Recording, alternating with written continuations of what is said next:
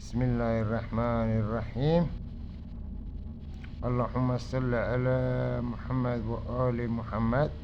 وأما بعد، طلاسم جلب الرزق بالروزی و دفع السحر و دفع النحوست و سنگینی و بستگی می باشد و با این طلاسم عین علی بستگی گره و نحسی و سنگینی و سحر جادو از وجود شخص دفع می گردد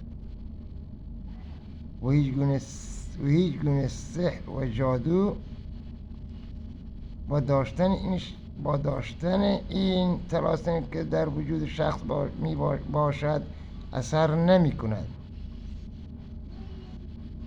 با شرایط طلاسم به این نحو می باشد: و طبق اصول و قواعد طلاسم عمل نمایید. قبل از هر چیز با داشتن وضو با لباس پاک و طاهر و رو به قبله 2 رکعت نماز حاجت بخوانید و نماز حاجت که خوانده شد 11 بار درود شریف خوانده شود که همون صلوات ابراهیمی است خوانده شود: اللهم صل علی محمد و علی آل محمد کما صلیت علی ابراهیم و علی آل ابراهیم انک حمید مجید. اللهم بارک علی محمد و علی آل محمد کما بارکت علی ابراهیم و علی آل ابراهیم انک حمید مجید. و بعد به 4 طرف خود فوت کنید: یا حفیظ یا حافظ یا وکیل یا متین. ورد نمایید و به 4 طرف خود فوت کنید و تحسین و اسراف علوی انجام شود. تحسین آیت الکرسی را 7 بار خوانده شود تا هو العلی العظیم خوانده شود. الله لا اله الا هو الحی القیوم تا هو العلی العظیم خوانده شود و بعد از آن اسراف سوره زلزال خوانده شود: بسم الله الرحمن الرحیم. اذا زلزلت الارض زلزالها و اخرجت الارض اثقالها و قال الانسان ما لها یومئذ تحدث اخبارها بأن ربک اوحی لها یومئذ یصدر الناس اشتاتا اشتاتا اشتاتا اشتاتا اشتاتا اشتاتا. همت کنید ای عمار این مکان در عمل من فساد انجام ندهید، از اینجا خارج شوید، بعد از انجام عمل برگردید. بارک الله فیکم و علیکم. 7 مرتبه سوره زلزال را بخوانید و عمار مکان را از منزل و جایگاه خودتان بیرون نمایید و به اشتاتن که رسیدید 7 بار تکرار نمایید.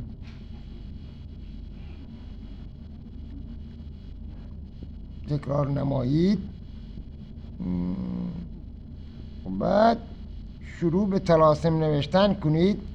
بسم الله الرحمن الرحیم را می توانید به عربی هم بنویسید یا این که می توانید جمع عددی بسم الله الرحمن الرحیم 786 می باشد نوشته نمایید و بعد مستطیل را بکشید. مستطیل که کشیده شد آیاتی که نوشته ام و جمع زده ام تمامی را که به اعداد به دست آورده ام در وسط مستطیل بنویسید. اعداد که نوشته شد به 4 طرف مستطیل که به تعداد 67 عدد عین می باشد عین نوشته شود. یا اینکه می توانید بنویسید علی علی علی 67 عدد علی یا 67 عدد عین نوشته نمایید. زمانی که طلاسم نوشته شد مردها طلاسم را به بازوی راست خود ببندند و خواهران گرامی و گرانقدر طلاسم را به بازوی چپ یا در گردن خود آویزان نمایند. و قابل به ذکر می باشد بخور طیب در حین انجام نوشتن طلاسم. بخور طیب عود یا لبان ذکر روشن نمایید، قسمت سمت راستتان روشن نمایید و زمانی که طلاسم را نوشتید به مدت 10 دقیقه الی 15 دقیقه طلاسم را روی دود بخور طیب نگه دارید تا طلاسم فعال گردد و 21 مرتبه آیت الکرسی را بخوانید و به طلاسم فوت نمایید.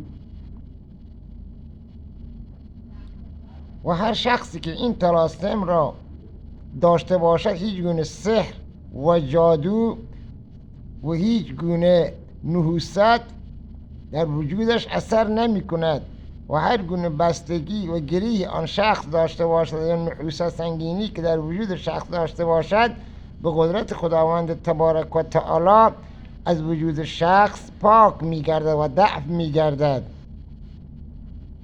و هر گونه حاجت و خواسته ای داشته باشید به توفیق خداوند تبارک و تعالی به خواسته و نیت خود می رسید و هر گونه حاجت داشته باشید به حاجت خود می رسید.